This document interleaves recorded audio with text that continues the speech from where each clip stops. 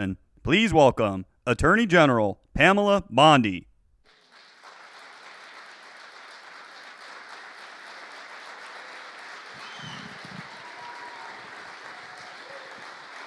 Hi, please be seated. Welcome to the Department of Justice. And I love our team.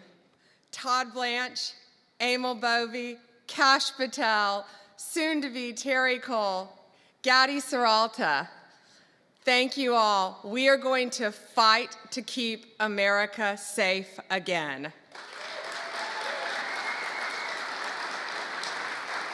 President Trump has prioritized tackling our nation's fentanyl crisis, and he has taken decisive action to fight it. I want to thank our U.S. attorneys who are here today, our state attorneys general from all around the country. I see all my friends out there, my colleagues, who will work to prosecute violent criminals, get the drugs off our streets, get the gangs off our streets, and get the illegal aliens out of our country. And thank you to all of our federal, state, and local law enforcement officers who are here today who keep us safe every day and night. Thank you to all of you.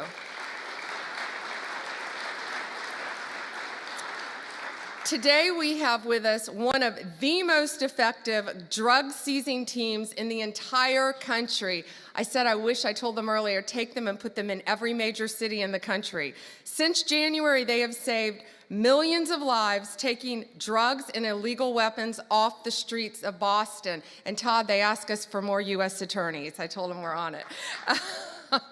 Could you all please stand? This is Boston's DEA strike team. Thank you all.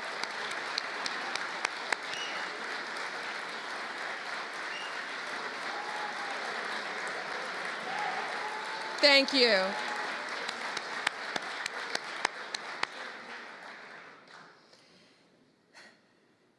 We also have two angel moms here today. Anne lost her son. He was 15. He thought he was taking a Percocet at school, and it was laced with fentanyl. And he was beautiful. And I'm so sorry. But all of these people in this room, thanks to the directive of Donald Trump, are going to keep our streets safe and protect our kids. Thank you for being here.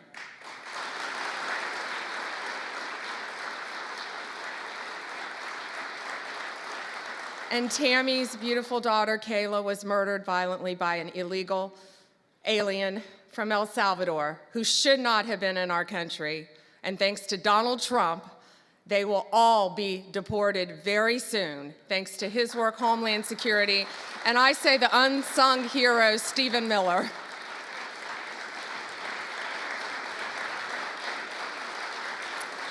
On stage, we have, this is 180 kilograms. It represents, not real, of fentanyl, okay? So this represents 1 kilo of fentanyl. In its pure form, this 1 kilo can kill 500,000 people. The 180 there, in pure form, could kill 90 million people. That is the population of California, Texas, and Florida. That's what we're dealing with in our country. That's why angel moms go around the country. That's why Donald Trump has taken such a hard stance against cartels, securing our borders, getting these gangs and drugs out of our country. But look at that. That can kill 3 states in its pure form. That should terrify everyone. I see our senators made it. Did our senators? Thank you. However, taking the drugs off the streets is only half the battle. President Trump has secured our borders and will continue to fight the cartels throughout this country, deport them all, or lock them up for the rest of their lives, thanks to our prosecutors around this country where they belong. Under the last administration, cartels, criminals, they freely walked in and out of our country with impunity. No longer. Under Donald Trump, they live in fear, and they better live in fear because we're coming after all of them. I am so proud to have a team with Emil and Todd and all of our great team, and we all work for the greatest president in the history of our country. We are so proud to work at the directive of Donald Trump. It is, he will never stop fighting for us, and we will never stop fighting for him and for our country. It is an honor to welcome to the Department of Justice the 45th and the 47th President of the United States, Donald Trump.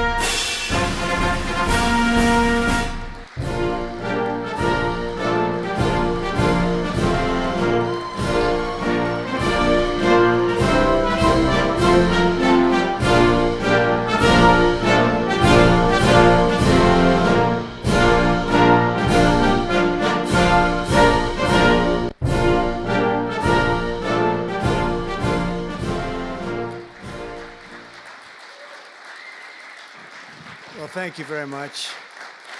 Thank you. Thank you, Pam, very much. What a job you're doing. And it's a true honor to be with you today. This is a storied hall, if there ever was one. And based on the crowd, I think we broke the all-time record. But as we begin a proud new chapter in the chronicles of American justice, this really is something. We're turning the page on 4 long years of corruption, weaponization, and surrender to violent criminals, and we're restoring fair, equal, and impartial justice under the constitutional rule of law. And you're the people that are doing it. Very, very proud of all of you. Under the Trump administration, the DOJ and the FBI will once again become the premier crime-fighting agencies on the face of the earth. People ask me, what am I going to do about law enforcement all the time? The fake news back there, they're asking me that all the time. What am I going to do? And when are you going to do it? And I answer them by saying I've already done most of it by appointing the people that I've appointed. They're sitting right here. They've done most of it. I don't do it, they do it. Right, Pam? I think, oh, you are so tough, they just don't know yet.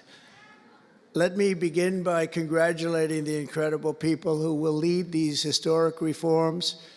And we start with somebody that you just saw, Pam Bondi. She's extraordinary, and I've known her very well for a long time.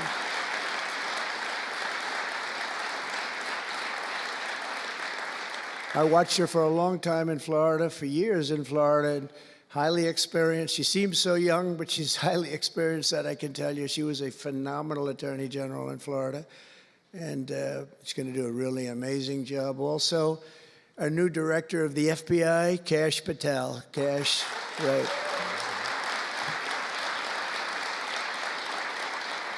A man that I'm very proud of. I've known him and Emil for a long time under tremendous pressure. I saw these guys under some of the most corrupt judges it's not even imaginable how corrupt they were. And these guys never wilted. They were not shy. They fought. They weren't afraid, and they were brilliant. Deputy Attorney General Todd Blanche and Principal Associate Deputy Attorney Emil Beauvais. And thank you both very much. Right. Great people. They're great people. The Chief of Staff, who's so highly respected, Chad Mizell. Thank you, Chad. Chad? Yeah. Thank you, Chad. Our next administrator of the DEA, Terry Cole. Terry? Thank you, Terry. Good luck. Going to do great. Senior counsel to the Assistant Attorney General for Civil Rights. Boy, I've been watching him on television last couple of weeks. He is really a tough one, and he's a great one. Leo Terrell, you watch how good he's going to be. He's going to be so good. Thank you, Leo. Great guy. Assistant Attorney General of the Antitrust Division, who's got an incredible reputation. She'll do very, very well. Gail Slater. Thank you, Gail. Good luck. Great job. Now, we're joined by many, many great friends and terrific friends, and I won't be able to, too many to name, but some that I just see very quickly. General Flynn, thank you for being here. There's a man who went through hell, by the way, and he shouldn't have. He's a patriot. He went through hell. We're also pleased to be joined by Senator Chuck Grassley and House Majority Whip. Where's Chuck? Hi, Chuck. House Majority Whip Tom Emmer. Tom, great job you're doing. Representative Guy Reschenthaler, one of the toughest names to say, but I got it perfectly, I think. And State Attorney General Ken Paxton, thank you very much. Thank you very much. Somebody who was with us early on, and she's really become a big star and very popular, Brenna Bird. Thank you, Brenna. Thank you very much. Steve Marshall, Alan Wilson, James Othermeyer, Chris Carr, Dave Sunday, Marty Jackley, as well as White House Deputy Chief of Staff, Stephen Miller. What a man Stephen is. Become a big star. Right, Emil? Steve Miller. Steve has been something very special. For generations, the Federal Department of Justice was one of America's most revered institutions. The men and women of the DOJ brought down the mafia, hunted down the killers, kingpins, and spies, tracked down terrorists and traitors, and tore down corrupt political machines all across America. This department commanded the respect and admiration of the entire world. And with Pam and Cash and all of the people I introduced and far more, big numbers, and all of you sitting back there, I recognize so many of you. But with you leading the way, it'll soon be the most admired and most respected of all. You're going to be more respected, and I really believe that there's also a lot of things to solve, a lot of problems to solve. But that's going to put you in the upper tier and maybe the top tier, and I believe that's going to happen. I'm so proud of the people in this room. But first, we must be honest about the lies and abuses that have occurred within these walls. Unfortunately, in recent years, a corrupt group of hacks and radicals within the ranks of the American government obliterated the trust and goodwill built up over generations. They weaponized the vast powers of our intelligence and law enforcement agencies to try and thwart the will of the American people. You remember the 51 intelligence agents that said, as an example, that Hunter Biden's laptop from hell came from Russia when they knew it came right from his bedroom. They knew that. It was a big lie, and they knew it so well. They spied on my campaign, launched one hoax and disinformation operation after another, broke the law on a colossal scale, persecuted my family, staff, and supporters, raided my home, Mar-a-Lago, and did everything within their power to prevent me from becoming the President of the United States. With the help of radicals like Mark Elias, Mark Pomerantz, and these are people that nobody's ever seen anything like it. So many others, but these are people that are bad people, really bad people. They tried to turn America into a corrupt, communist, and third world country. But in the end, the thugs failed and the truth won. Freedom won, justice won, democracy won, and above all, the American people won. There could be no more heinous betrayal of American values than to use the law to terrorize the innocent and reward the wicked. And that's what they were doing at a level that's never been seen before. And it's exactly what you saw with Joe Biden, Merrick Garland, and their cronies to do the building of the last 4 years. They ripped, what they've ripped down is incalculable. But what you're going to build up is likewise something that will be breaking all sorts of records. They set loose violent criminals while targeting patriotic parents at school board meetings. They dropped charges against Antifa and Hamas supporters while labeling traditional Catholics as domestic terrorists. The Catholics, we did very well with the Catholic vote, so I want to thank them for that. They really did record numbers. I would say, what's with the Catholics? They're really after the Catholics, so I don't know. They were after a lot of people. Maybe they didn't even know why. They imported illegal alien murderers, drug dealers, and child predators from all over the world to come into our country while putting elderly Christians and pro-life activists on trial for singing hymns and for saying prayers. They went to jail for that. Our predecessors turned this Department of Justice into the Department of Injustice. But I stand before you today to declare that those days are over, and they are never going to come back. They're never coming back.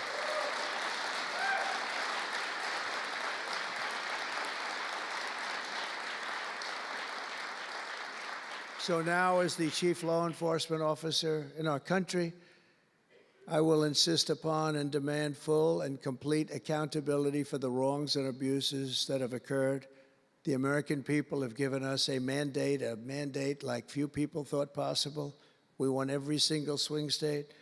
We won the popular vote by millions and millions of people. We won districts, 2,750. Think of that, 2,750 districts compared to 505. So we won it at levels that have, I don't believe, ever seen before. That's the one where you see the map of the United States and it's all red. Red for Republican, not for communist. Red for Republican. They would like it to turn red for communist, but it didn't work out that way. The American people have given us a mandate and really just a far-reaching investigation is what they are demanding into the corruption of our system. And that's exactly, I'm sure, what Pam and Cash and everyone else mentioned here and not mentioned is going to be doing. We will expel the rogue actors and corrupt forces from our government. We will expose and very much expose their egregious crimes and severe misconduct, of which was levels you've never seen anything like it. It's going to be legendary. It's going to also be legendary for the people that are able to seek it out and bring justice. We will restore the scales of justice in America, and we will ensure that such abuses never happen again in our country. And that's why on day one I signed an executive order banning all government censorship and directing the removal of every bureaucrat who conspired to attack free speech and many other things and values in America. My administration stripped the security clearances of the disgraced intelligence agents who lied about Hunter Biden's laptop from hell. We revoked the clearances of deranged Jack Smith, Alvin Bragg, Letitia James, and the crooked law firms that aided their partisan persecutions. And I went through it. These are state and city courts, and the corruption is unbelievable. We also terminated the clearances of the Biden crime family and Joe Biden himself. He didn't deserve it. In fact, he was essentially found guilty, but they said he was incompetent, and therefore let's not find him guilty, I guess. Nobody knows what that ruling was, but I didn't want any part of it. I think I would have rather been found guilty than what they found with him. They said he didn't know what the hell he was doing, and therefore he's let him go. I said, you know, I'd rather be convicted, Pam, I think, than that. That was not good. I said, please convict me, don't say that. I pardoned hundreds of political prisoners who had been grossly mistreated. We removed the senior FBI officials who misdirected resources to send SWAT teams after grandmothers and J6 hostages. And it was a great honor for me to fire, I will tell you this, a great honor to fire James Comey. A great, great honor. That was nothing. There was no better day. A lot of people said, oh, that's too bad you did that. And they said that's going to be, and you know what? A year later, they said that actually saved the administration because the level of corrupt things that we learned after that turned out to be that they were doing, in fact, really bad things. He was a terrible person, did terrible things and persecuted people, and all in the guise of being an angel, but he wasn't an angel. We created a brand new DOJ task force and anti-Christian bias. And under Director Patel, we're getting the FBI agents out of the headquarters in Washington, D.C., and back on the streets in pursuit of dangerous criminals where they belong and where they want to be. And, you have that big FBI building, and it's a very big building, and they were going to build an FBI headquarters 3 hours away in Maryland, a liberal state, but that has no bearing on what I'm about to say, but we're going to stop it. Not going to let that happen. We're going to build another big FBI building right where it is, which would have been the right place because the FBI and the DOJ have to be near each other. You can't that's one thing I did learn from this persecution. The FBI and the DOJ work together. Now, in my case, they work together for bad purposes, but they do. They were always together. So how can you have one that's 3 hours away? But one thing I said to Cash, well, we're going to get a great building built. It's going to be a magnificent building. He said, sir, we don't need that kind of room. I said, what do you mean? He said, I'm just going to take a old Department of Commerce building that's about 25% the size, and that's what I need. We're going to have the best staff that you've ever seen, and that's what I need. It's in a nice location, but I don't need that big building. Why don't you just sell the site to somebody, and we're going to be very happy. And they want to have far fewer people, but we also want to have them in D.C., and if for no other reason, we like having law enforcement walking the streets of our capital, because when the bad guys are out there and they see there's an FBI agent, that's the ultimate in law enforcement, and they're not going to be acting so bad. We're cleaning up our city. We're cleaning up this great capital, and we're not going to have crime, and we're not going to stand for crime, and we're going to take the graffiti down, and we're already taking the tents down, and we're working with the administration, and if the administration can't do the job, we're going to have to take it back and run it through the federal government. But we hope the administration is going to be able. So far, they've been doing very well. The mayor's been doing a good job. We said there are tents galore right opposite the State Department. They have to come down, and they took them down right away. And so far, so good. But we want to have a capital that can be the talk of the world. When Prime Minister Modi of India, when the President of France, and all of these people, the head of Prime Minister of United Kingdom, they all came to see me over the last week and a half. And when they come in, I had the route run. I didn't want to have them see tents. I didn't want to have them see graffiti. I didn't want to have them see broken barriers and potholes in the roads, and we had it looking beautiful. And we're going to do that for the city. And we're going to have a crime-free capital. When people come here, they're not going to be mugged or shot or raped. They're going to have a crime-free capital again. It's going to be cleaner and better and safer than it ever was, and it's not going to take us too long. There's a new phenomena that is taking place where these violent, vicious lawyers that we have all over, they play the ref. You know what playing the ref is? Like the great Bobby Knight basketball coach. He'd scream and scream at the ref. He'd scream. I watched it. By the way, I love Bobby Knight because he endorsed me. And having Bobby Knight's endorsement in Indiana was an extremely good thing. A friend of mine said I was running in Indiana at the time. This was early on, 2016. And I was doing great. But a friend came up and said, you know Bobby Knight? I said, no, I don't. But I hear he was a tough cookie. He said, not only tough, he was beyond tough, but he's the most popular guy you can imagine. It turned out he wanted to endorse me. He called me about 2 years before. He said, sir, I'd like to endorse you. I said, is this really Bobby Knight? He said, it's me. I could tell it was Bobby Knight. He had been known for throwing the chair across the court and slapping a player. Can't do things like that, right? And the man that came in fired him. He was a new administrator for the college. That guy didn't last very long. They were like 14-0, and they fired Coach Knight.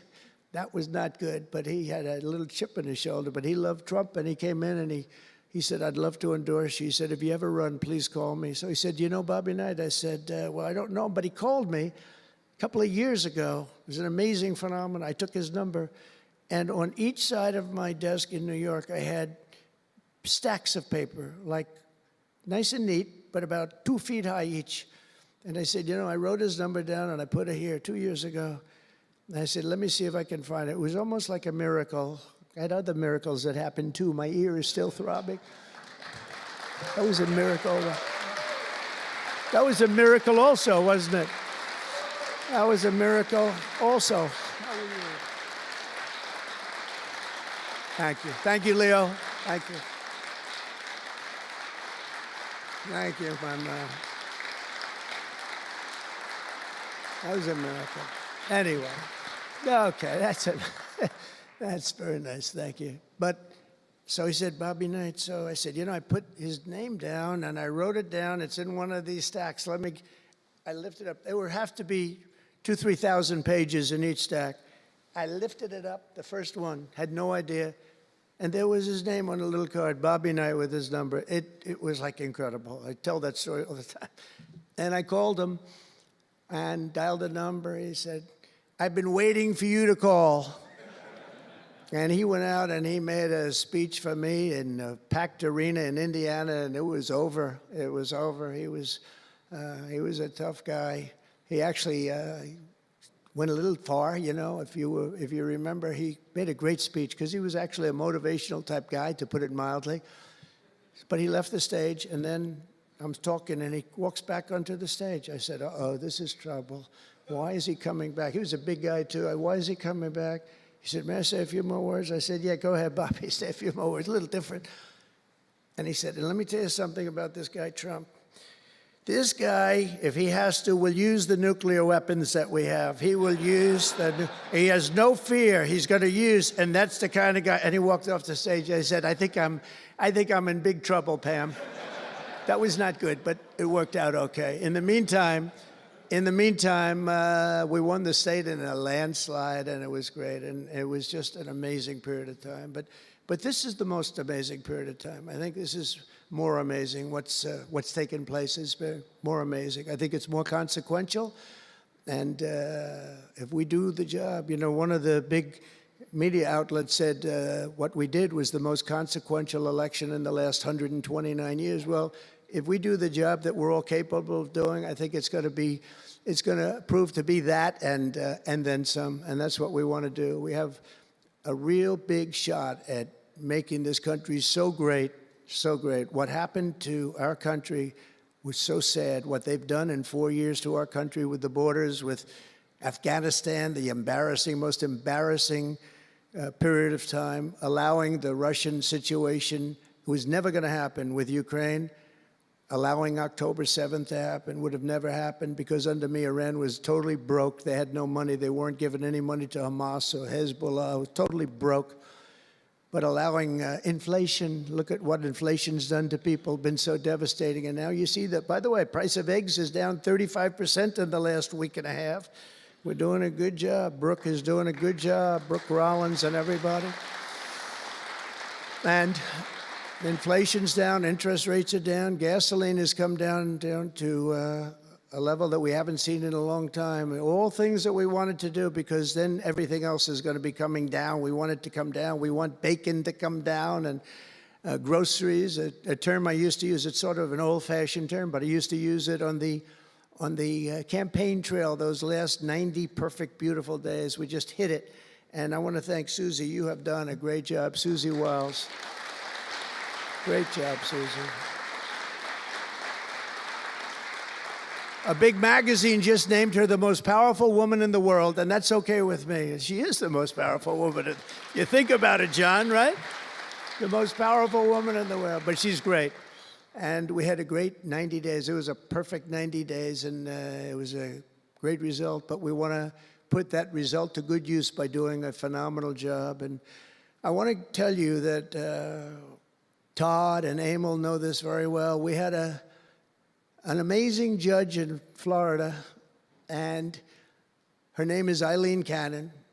And I didn't know her. I still don't know her. I don't believe I ever spoke to her, even during the trial.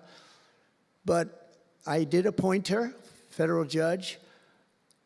And these fake lawyers, these horrible human beings, were hitting her so hard, public relations-wise. They were playing the ref. I don't think it's legal. I don't think it's legal. They might as well go out and just shout it in a courthouse. They were saying she was slow, she wasn't smart, She was totally biased. She loved Trump. I didn't know her other than I saw her the couple of days that I was in court, and I thought her decorum was amazing. Anything bad they could say, though, they were saying about her, it was whatever they could say bad about a human being, all made up. Because actually she was brilliant. She moved quickly. She was the absolute model of what a judge should be. And she was strong and tough. And how do you get them to stop if you're a judge? How do you get them to stop with the playing the ref? Bobby Knight would play the ref. That's why I brought up the Bobby Knight story. He would play the ref. He'd scream at the ref. He'd scream so hard. Oh, boy, it was terrible, actually. And the people would come up, his assistant coaches would come up to players. Coach, don't do that. Don't do it. He said he's not going to change his tune, coach. He called it. He's not changing. I don't care. And he's screaming. That's when he threw the chair. He starts going crazy. And he said, no, he's not going to change this time, but he's going to change for the next play. And sure as hell he did. You know, Bobby, by the way, had the last undefeated team in basketball. And relatively speaking, you know, he had a team. He always had a team. He never had that. Well, he had a couple of great players, obviously, some top NBA players, but very few relatively. He had a team, but he won the national championship 3 times, but he had the last undefeated team in basketball. And he would play the ref, and he would scream at him. He knew exactly what he was doing. They're doing the same thing. He said, no, he's not going to change now, but he's going to change for the next one. That's what he wanted to do. He wanted to scare the hell. They wanted to scare the hell out of the judges, and they do it. And how do you stop it if you're a judge? Because you want to go home, you have a family, you have children, and the New York Times will write whatever these people say, and the Washington Post, and the Wall Street Journal, and MSDNC, and the fake news CNN, and ABC, CBS, and NBC, and they'll write whatever they say. And what do you do to get rid of it? You convict Trump. All you have to do is be really tough on him and ultimately convict him, and they leave you alone. It's totally illegal what they do. I just hope you can all watch for it, but it's totally illegal. And it was so unfair what they were doing to her. But they do it all the time with judges. But in her case, she was very courageous, and it only made her angry. Wouldn't you say? It just made her angry. She didn't like it. A lot of them say, oh, please don't say that about me. My family, what's my husband going to say? What's my wife going to say, or my kids? Please don't say that. And it had absolutely no impact on her in the case against me, which was a case, I will not use a bad word. I promised my wife I would never use a bad word, so just a little bad. The case against me was bullshit. And she correctly dismissed it. She correctly. Look at Emil, he's looking. That's interesting. But these 2 guys were warriors. You got a warrior here. You got 2 warriors, I can tell you that. You got a whole bunch of them. But, and they wouldn't quit. They wouldn't take no for an answer. They just wouldn't quit. These 2 people right up here, and some others that are involved with it indirectly. And what the lawyers do is they're doing it to the Supreme Court justices, hoping that they'll be overcome by the horrible things they say about them. They say things about Supreme Court justices and judges that are just horrible. They're playing the ref. Remember the way they treated Justice Thomas and Justice Alito and Justice Kavanaugh, Justice Gorsuch. Chief Justice Roberts get treated unbelievably badly, and they're hoping that they can sway them to go along because, again, what do? They're humans. You know, like it would be wonderful if everybody was just a perfect computer machine. But they're not. They're humans. And they don't want to be accused of many, many things, including gross incompetence. They don't like it, and they don't want it. There's not much they can do about it. You know, they're in a position they can't really fight back really very well. And so what they do is sometimes they get weak. I would say a majority, maybe, of the times. That's why I'm so impressed with Judge Cannon in Florida, how strong she was, how she held up. It actually made her more resolute than anything I've seen. I mean, it was amazing because they were hitting her so hard. It was so sad to watch this. But it's sad what they do to other judges. It's very sad what they do to the Supreme Court. And a lot of the judges that I had, if you look at them, they take tremendous abuse in the New York Times and the Washington Post, all of the different networks. They take such abuse. And honestly, very simply, they're afraid of bad publicity. They don't want bad publicity. And it's truly interference, in my opinion, and it should be illegal, and it probably is illegal in some form. There's no difference than speaking to a judge or shouting to a judge or doing whatever you have to do in a courthouse. They're doing it behind the back. They're usually doing it anonymously. They're saying anonymously, off the record, the judge is no good, but everybody knows where it's coming from.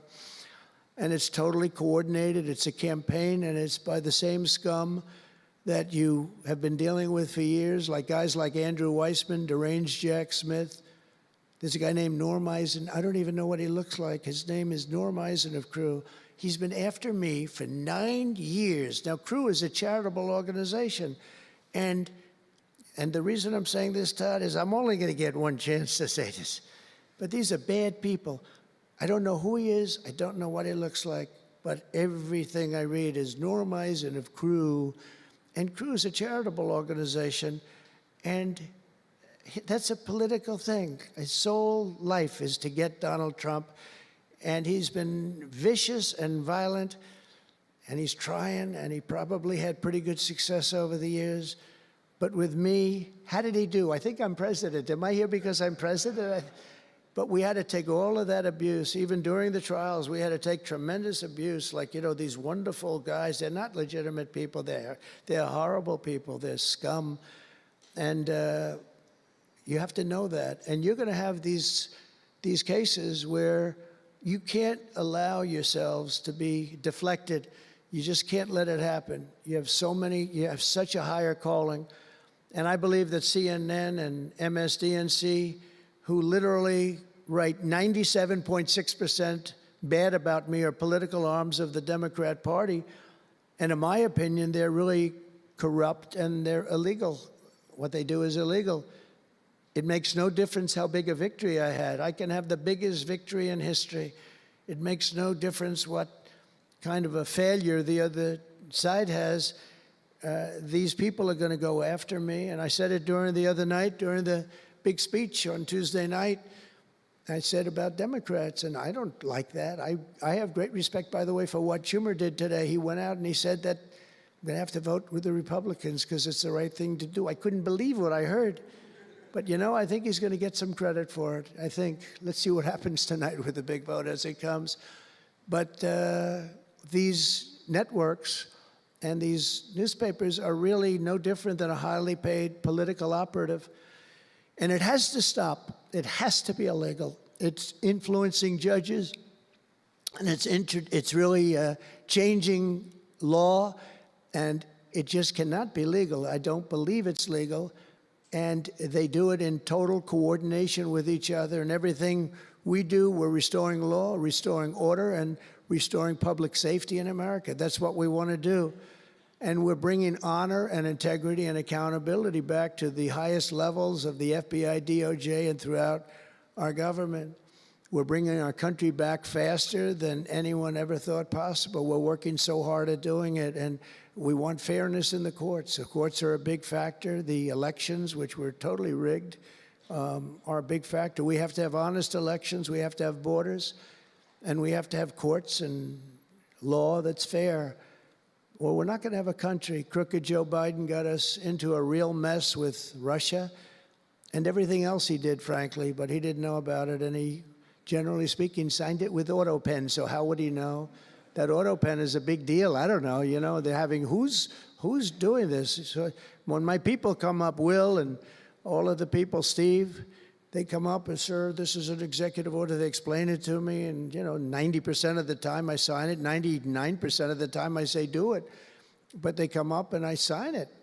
But you don't use AutoPen. It's, number one, it's disrespectful to the office. Number two, maybe it's not even valid because, you know, who's getting him to sign? He had no idea what the hell he was doing. If he did, all of these bad things wouldn't be happening right now. But we're going to get you back into a great position, and we've already started. They say that we had the most successful first month of presidency. Not a long time, but it's still a lot. It's like if you're a golfer, sinking a 3-foot putt on the first hole gives you confidence to sink something on the second hole. But if you miss that first putt, you don't like to have the putt on the second hole and the third hole. It could be a very bad experience. It's nice to get that first month, and now we have more than a month. Now we have a month and a half, and it's going really, really well. I can tell you as a little secret, although the cameras are blazing back there, so it's not that much. But I think we're doing well, as you have been hearing about Ukraine. I think we're doing now well with Russia. We're speaking with President Putin. We want to get the war over. Not only have we spent maybe $350 billion to Europe's, think of that, $350 billion to $100 billion, and yet we're across the ocean far away, so it shouldn't have been that way, but Biden let that happen too.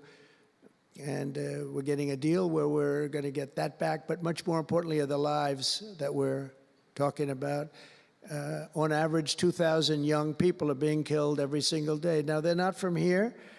They're from nowhere close to here, but they're young people. They're human beings, and they have parents. They have sisters and brothers, the mothers and fathers, the friends and the families and the towns where they grew up. And they're losing, on average, 2,000, even 2,500 a week. And I want to get it stopped. And we've had some very good calls today with Russia and with Ukraine. They've agreed for a ceasefire if we can get it with Russia. And it's not easy. It's a tough one. But I think we're doing it. And as the Secretary General said yesterday of NATO, a terrific guy, he said without Trump, we wouldn't be talking about it. It would just go on for years, and millions more people, millions of people have been killed, but millions more people would be killed. And he said it was a great honor. Without me, it would just keep going on. We're looking for the ceasefire now with Russia, and we've had some very good talks about it. We've had some very good responses.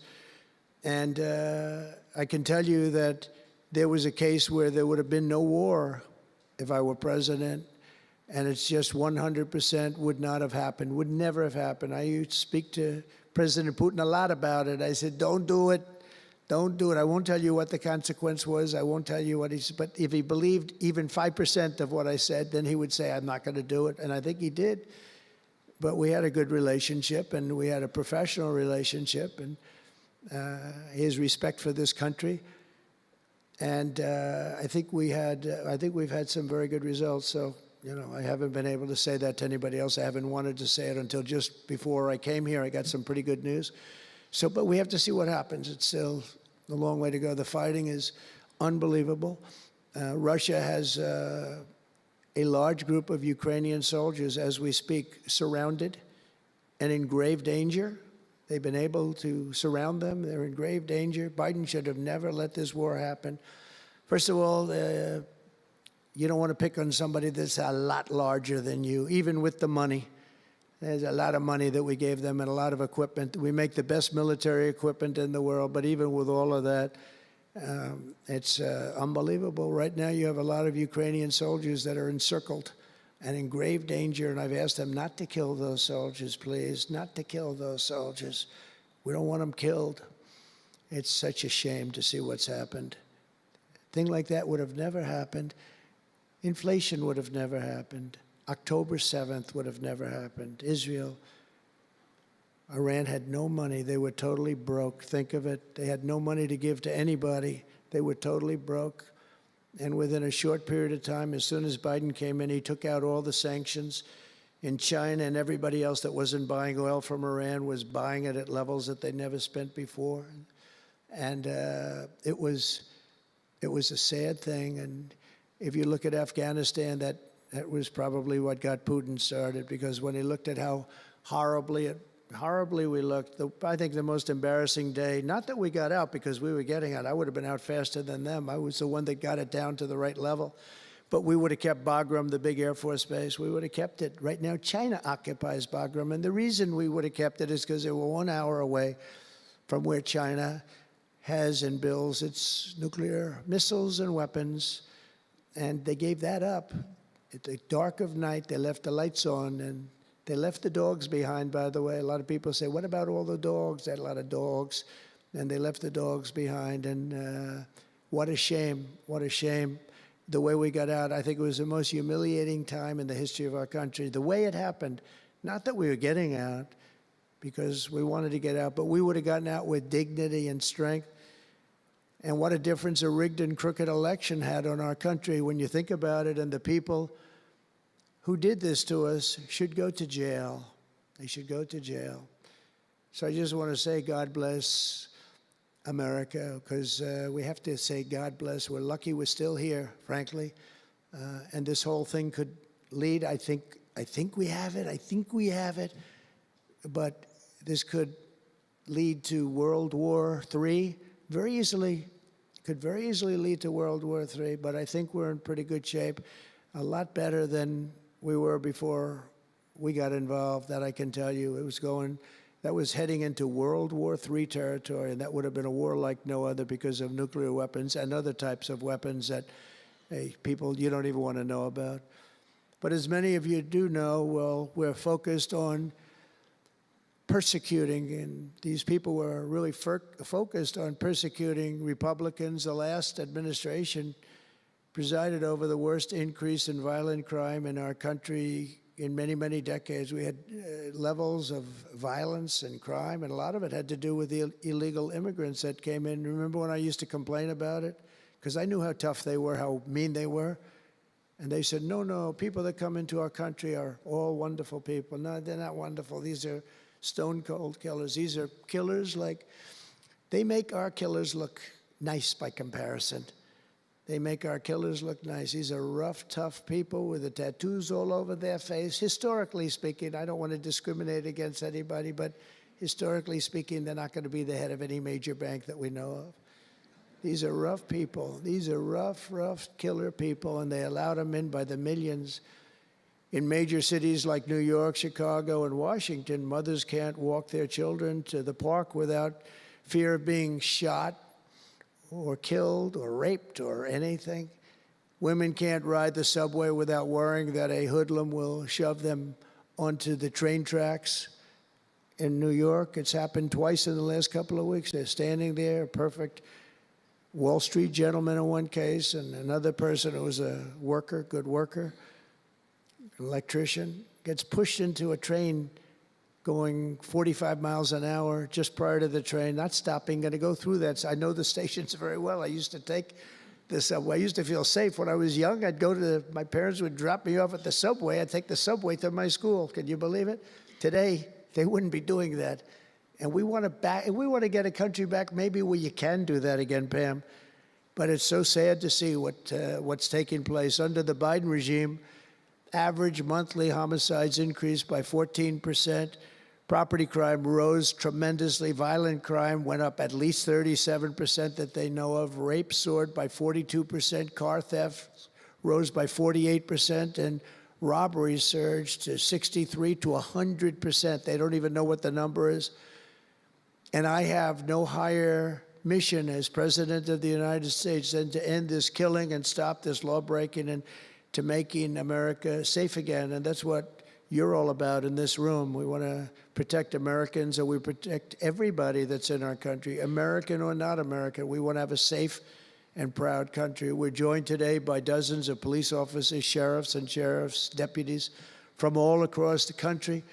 My message to these law enforcement heroes is simple. With me in the White House, you once again have a president who will always have your back, will always have your back.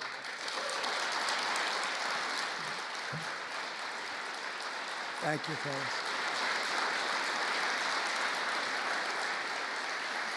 Thank you. That's a lot of good-looking people. I will tell you, I feel safe. I'm glad you're in the room. I feel even safer. It's a lot of great people. On day one, I signed an executive order directing Attorney General to ensure that anyone who murders a police officer immediately, with as fast a trial as we can have, gets the death penalty.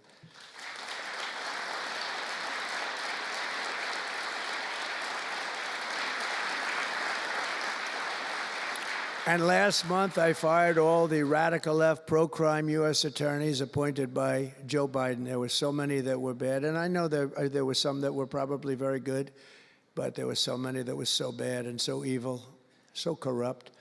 Instead of having Marxist prosecutors who want to put police officers in handcuffs and go after a police officer rather than a criminal, I appointed patriotic, tough-on-crime warriors who will partner with police to put dangerous offenders behind bars, put them in jail. We're fully reviving 1033 program to provide state and local law enforcement with surplus military equipment that we have so much of it. I did it in my last administration, and I remember Obama wouldn't do it. He wouldn't do it before me, would not do it, because he thought it made them look too strong, too military. I said, no, that's what I want them to look like. I want them to look strong. And it was protective, defensive equipment. We had billions of dollars. I gave it out, and now I'm going to have a chance to give it out again. They didn't want to do it with Biden, and Biden didn't know why. I didn't, if they would have asked him, he wouldn't have been able to answer the question. He could never answer a question. They said my press conference yesterday was longer than all of Biden's press conferences put together for the last 4 years. And I don't know if that's true, but it was close. And perhaps most importantly, we're securing our border and repelling the invasion of America. We have, you see the numbers have come down. So, and Tom Homan and Christie have been incredible. Christie Noem, secretary, she's done great. And Tom Homan is, I don't know if Tom Homan's here, but wherever he may be, I think he's chasing people out of our country. If he was here, I'd almost be disappointed. What are you doing, Tom? But he's a fantastic guy, and he's a brave guy. Over the past 4 years, other countries emptied out their prisons and jails, mental institutions, and insane asylums, and sent the killers, drug smugglers, and bloodthirsty inmates from the filthiest dungeons of the world straight into the USA. And open border. We had an open border policy. Anybody could come in, no matter what you were, no matter where you came from, no matter what you looked like, no matter what you were doing, no matter what you did, no matter how many people you murdered, you could come right into our country. We have murderers right now walking the streets. We're joined today by Tammy Nobles, whose 20-year-old daughter, Kayla, was attacked in her home 3 years ago, horrifically assaulted and strangled to death by an illegal alien MS-13 monster set loose into our country under the open border Biden regime.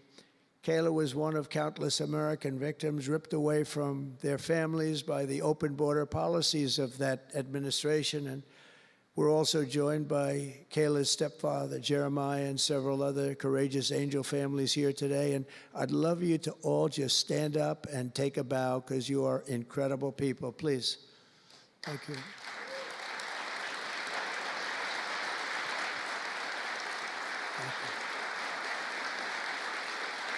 Thank you.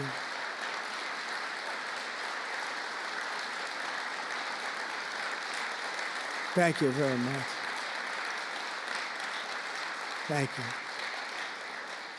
But I want you to know that we are working every day to expel these savages from our country and ensure that what happened to your loved ones will never happen again. So their legacy is going to be a great one. Thank you all very much. We appreciate it. On day one of my administration, I declared a national emergency on our southern border. In our first full month in office, we achieved the lowest level of illegal border crossings ever recorded, okay? Even lower than 4 years ago. For years, Democrats and the media kept saying that we needed new legislation. We had to have new legislation. We needed it immediately, and I never had legislation. I had the best border in the history of our country for almost 4 years. And by the time I got out, we had the lowest numbers ever. My favorite chart of all time was brought down that day. And on that chart said we had the lowest numbers ever. But it turned out that we really didn't need new legislation. All you needed was a new president.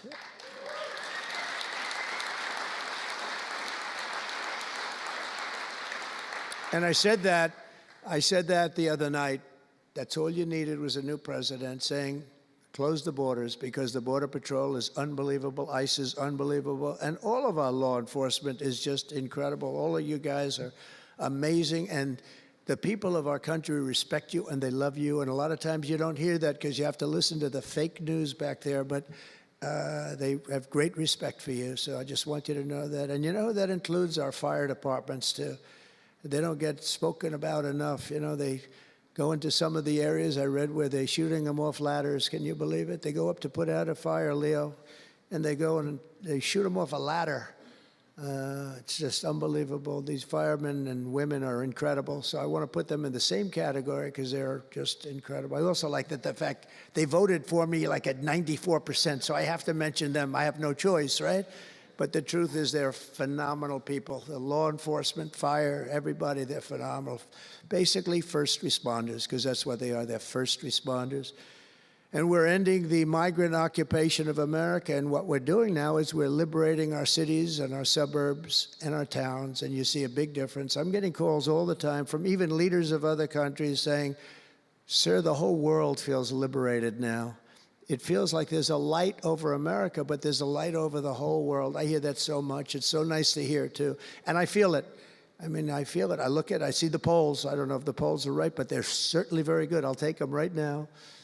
It's amazing, amazing what's taken place in such a short period of time, really 6 weeks, but it's longer than that. It's really November 5th. I think that hopefully will go down, if you do your job great, it'll go down as the most important day, one of them at least in the history of our country. You know, July 4th was pretty, 1776, it was pretty important too. But let's see if we can top it. Can we top it? I don't know. That's a tough one, but we're going to try. But it will be one of the most important days in the history of our country. So I think, and I think everybody in this room wants that to happen. Last month, we officially designated MS-13 and Tren de Aragua. That's the Venezuelan gang, the toughest gang, they say, in the world, and the Mexican drug cartels as foreign terrorist organizations. That's a big deal. Nobody wanted to do that in the past.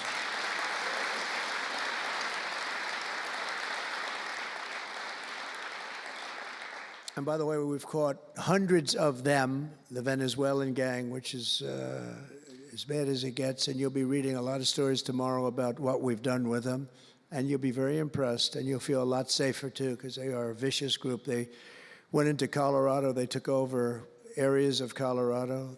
They sort of were like me. They were in the real estate business, but they didn't go out and get financing. They just took over a building and kept it. And they said to the tenants, get the hell out of here. One man called the police, and they cut off his fingers. And they say, you call again, your other fingers, and you call a third time, and you're dead. These are tough people and bad people, and we're getting them out of our country. And some are so bad, we don't want to get them out. We have to put them in jail because we don't want to even take a chance that they can come back. Thanks to our efforts, Mexico recently handed over 29 of the biggest cartel leaders, including the depraved kingpin charged with the 1985 murder of DE agent Kiki Camarena. And that was a big deal, if you know. They've been looking for this person for years, many years, and we got him. This evil killer will be now prosecuted to the fullest extent of the law. And we know that, well, it's, let's put it this way, I have to be nice. It's a very strong case. We're stopping the criminals pouring across our borders at record levels, and we're also stopping the massive quantities of deadly drugs. In 2023 alone, drug overdoses killed more Americans in 12 months than they did during the entire decade between 1980 and 1990, so 10 times more, but it's much higher than that. More Americans died from fentanyl last year than died in the Korean War, or the Iraq War, or the Afghanistan War, all of them combined. That's why I've placed large tariffs on Mexico, Canada, and China, and they will remain in place until these deadly poisons stop pouring into our country. And I will tell you, as soon as I put on the tariffs on Mexico, Canada, and China, unbelievable results have been seen in the last few weeks. Unbelievable results. They weren't happy about it. You probably read they weren't happy, but they are working like hell to end it. They weren't working very hard before I did that. With us today is a brave mother and advocate, Ann Fundner, who lost her beautiful 15-year-old son, Weston, to fentanyl. And Ann, if you would, I'd like to ask you to come up and say a few words, please. Thank you.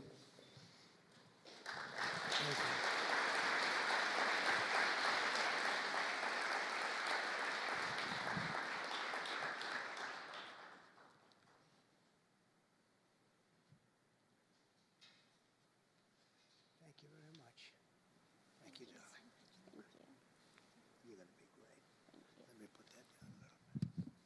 Thank you.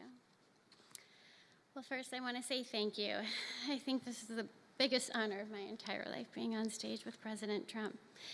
But I want to tell you a little bit about my son, Weston, who absolutely loved President Trump. He had a beautiful Trump 2020 flag hanging in his bedroom, and he had it on the beach one day, and we took a picture, and it became our 2020 Christmas card with the most perfect slogan for President Trump: peace on earth. But what happened in the next 4 years would be devastational to our country and our safety of our children.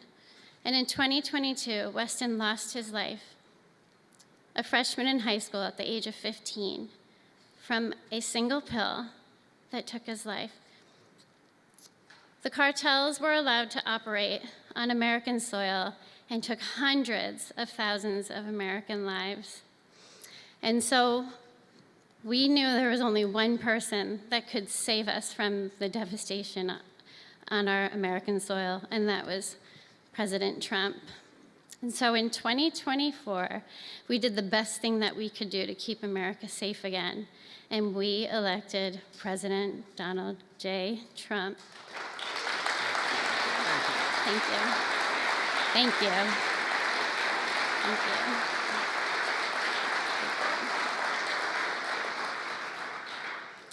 Thank you. And he's done everything that he has promised. We have a 98% decrease in border crossings.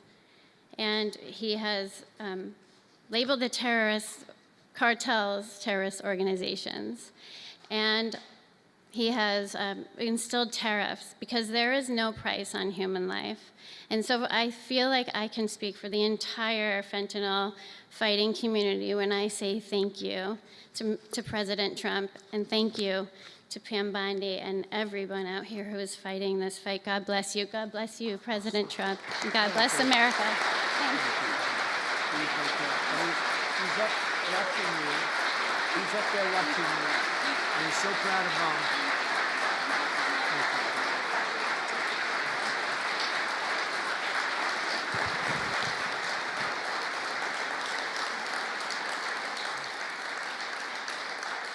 Thank you, Ann, very much. Weston is, I just said to Ann, Weston is up in heaven watching his mom, and he's so proud of you. He's so proud of you. Thank you. We're also joined today by a number of other American families who have lost loved ones to fentanyl, and I'd love you to just stand up for a second, and we want to acknowledge you, and also your daughters, your sons. They're looking down on you, and they're loving you like crazy. So thank you very much. Thank you. Thank you. Thank you. This department will not rest until we have ended the fentanyl epidemic in America once and for all. In less than 2 months since I took office, the DEA and FBI have seized nearly 1 million deadly doses of fentanyl, and that's just the beginning. At my direction and working with Pam and everybody else, we've launched an all-out war on fentanyl traffickers, and it's a war that we're going to win. We're going to win this war. I spoke with the president of Mexico, very nice woman, very fine woman, and I said, let me ask you, you're sending a lot of drugs into our country. We're not liking it at all. Can't do that. But I said, is Mexico, does it have much of a drug? She said, no, we're not a consuming nation. I thought it was an interesting term. And I said, why? And which I've heard also, by the way, they're not a consuming nation. They distribute, but they don't consume. But I said, why are you not a consumer? Well, we're very close with family. I said, so we're very close with family, too. I mean, our families are being devastated, and we're just as close. Why else? She said, well, we spend a lot of money on advertising saying how bad drugs are. They're very rough ads. They show the skin falling off and the teeth falling out and going blind and losing hair and everything that these things do. You look like you just came out of a horrible concentration camp. And she said it was, they're rough ads. And it's not often that I feel I've learned something from a phone call, because I've had a lot of phone calls over my life. But I realized right then and there what a great idea that is. And we have hired, Susie, a great person who did a lot of our campaign work, and we've come up with an advertising campaign that's, I think, really incredible. More than anything else, it's terrible to watch. Terrible to watch. It's the only way it's going to work. And I would be, because we got the numbers down, 18% would have a blue ribbon committee headed by the First Lady of the United States, who everyone loves, and some of her friends. And, you know, they work so hard, but it's a tough deal. They're dealing with very smart and very vicious people. You know, some of those businesses, those cartels are run better than any business in America. They say they're run incredibly, not just here, they all over the world. They're run like a major business, but in many cases better. And I said, we got it 18% down. Well, 18% is incredible. It's like a record, but when you think of it, it's not very much. And the way you get it down, if you want to get it down to close to 100%, is with the death penalty. But I think maybe America is not ready for that. China has the death penalty. Singapore has the death penalty. Various places have the death penalty. Wherever you have the death penalty, you don't have drugs. But I just don't know if this country is ready for it. So I tell people, and it's always an option, but I don't know. I just don't know if you're ready for it, and that's okay. It's nothing you can do. But what we're going to do is we're doing this campaign, and I think we can get it down 50% with this campaign, because when people see all the horrible things that these drugs do to you, we're especially focused on fentanyl. When they see all of the horrible things that happen when you take drugs, how you look, you lose your look. Everyone's vain. They don't want to lose their look. The look is so important. And I think when they see these things, they may say, you know what, I'm going to take a pass. But there is big danger. Pam and I were talking about it before. A lot of people are taking fentanyl and not even knowing. They think they're doing something else, or maybe taking another drug, but at a much lower level. And they die. You can put on the pin, think of this, the head of a pin, fentanyl, and it's too much, and it will kill the strongest person in the room. And it's amazing. But we're going to do this campaign. It's going to be launched fairly soon, Susie.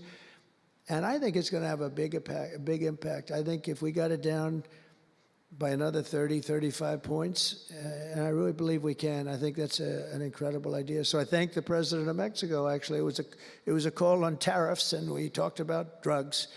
And she gave me an idea that I think will be very successful, and based on what I saw, it's going to be amazing. Under our leadership, this department is once again laser focused on protecting the American people.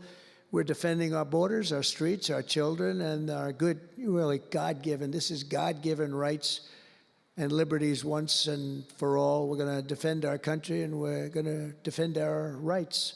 Etched onto the walls of this building are the words English philosopher John Locke said, "Where law ends, tyranny begins." And I see that, and I saw it over the last 4 years when somebody was allowed to attack viciously with this department and the FBI his political opponent. How did that work out? Didn't work out too well, but it wasn't pleasant. It wasn't pleasant. I was attacked by a political opponent, and probably it helped that I was attacked more than anybody in the history of our country. Alphonse Capone, the great Alphonse Capone, legendary, Scarface, was attacked only a tiny fraction of what Trump was attacked. And maybe it worked out well. I don't know. If I had to give it up, I probably wouldn't, but only because I've gone through it. But I wonder what the difference would be. Maybe they helped get me elected by those margins, the big mandate that we received. But you can't go after your political opponent. Nobody's ever seen anything like it, actually. And hopefully they won't see anything like it. But now, with the return of law and order, the entire world is witnessing the triumph of American justice and American freedom. That's why we're here today, gathered with people that have love for our country. In the coming years, we will revive the storied legacy of this department, and it's happening right now. You can feel it.